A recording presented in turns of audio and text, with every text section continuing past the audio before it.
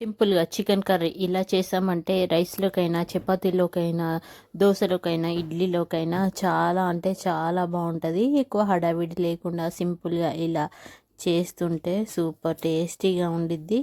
తింటా ఉంటే తినాలనిపిస్తూ ఉండిద్ది. Welcome to our channel Srivalli 123.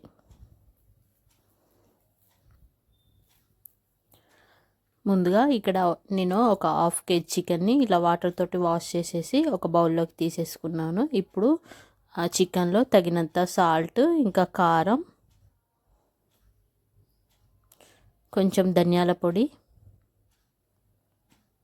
Garam masala, తగినంత పసుపు, అల్లం వెల్లుల్లి పేస్ట్, అప్పుడే ఫ్రెష్గా దంచి పెట్టుకున్న అల్లం వెల్లుల్లి పేస్ట్, పెరుగు వేస్తే చాలా బాగుంటుంది. తర్వాత తగినంత ఆయిల్ అన్నీ వేసిన తర్వాత మంచిగా కలిసే వరకు బాగా కలిపేసేసుకోవాలి.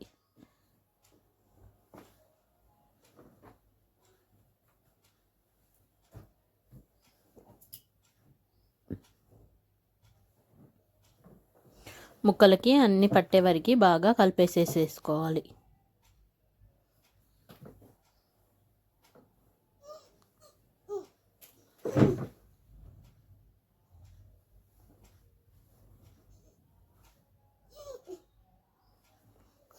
చూడండి, ఇలా కలిపేసి మూత పెట్టేసి ఒక 2 గంటల పాటు పక్కన ఉంచేసేసుకోవాలి.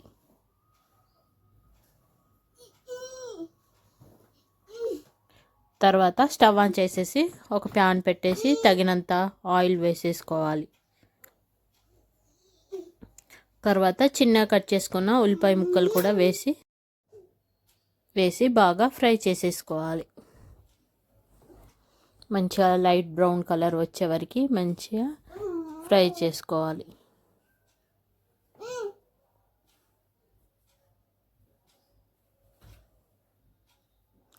చూడండి, ఇలా ఫ్రై అయ్యే వరకు అక్కడే ఉండేసి మంచిగా ఫ్రై అయిన తర్వాత ముందుగా కలిపి పెట్టేసుకున్నాం కదా చికెను. చూడండి, 2 గంటల తర్వాత ఇలా ఆయిల్ అంతా పైకి వచ్చేసేసింది. ఈ చికెన్ని అందులో వేసేసుకోవాలి. వేసి బాగా కలిపేసేసుకోవాలి.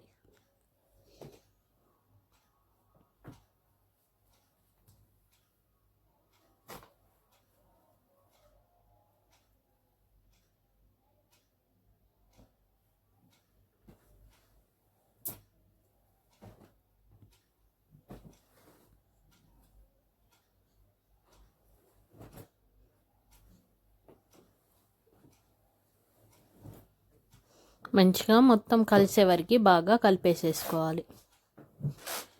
కలిపేసి మూత పెట్టేసి సిమ్లోనే ఉడికిచ్చేసేసుకోవాలి. తర్వాత మధ్య మధ్యలో మూత తీసుకుంటూ కలుపుతూ ఉండాలి.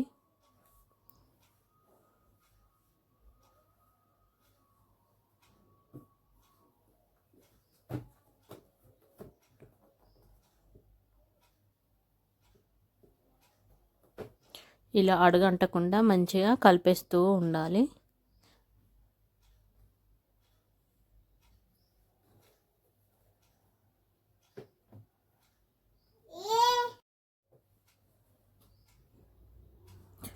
చూడండి, ఇప్పుడు పుదీనా, కరివేపాకు, పచ్చిమిర్చి వేసేసుకోవాలి. వేసి బాగా కలిపేసుకోవాలి.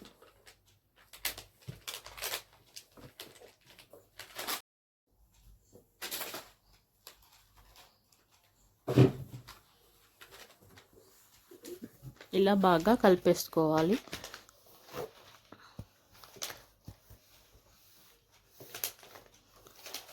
తర్వాత తగినన్ని వాటర్ కూడా వేసేసుకోవాలి.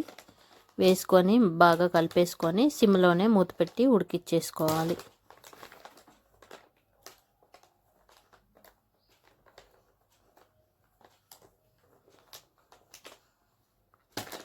తర్వాత లాస్ట్కి కొత్తిమీర కూడా వేసేసుకుంటే సరిపోతుంది. ఇలా దగ్గరికి వచ్చాక కూర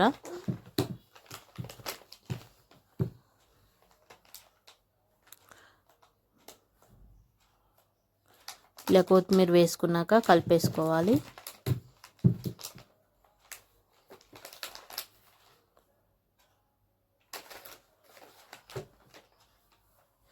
ఇలా చేసామంటే ఇంకా రెడీ అయిపోయిద్ది. అన్నంలోకైనా చపాతీలో చాలా అంటే చాలా బాగుంటుంది. సూపర్ టేస్టీగా ఉండిద్ది. సింపుల్గా చేసేసుకోవచ్చు. మన ఛానల్ని సబ్స్క్రైబ్ చేసుకోండి.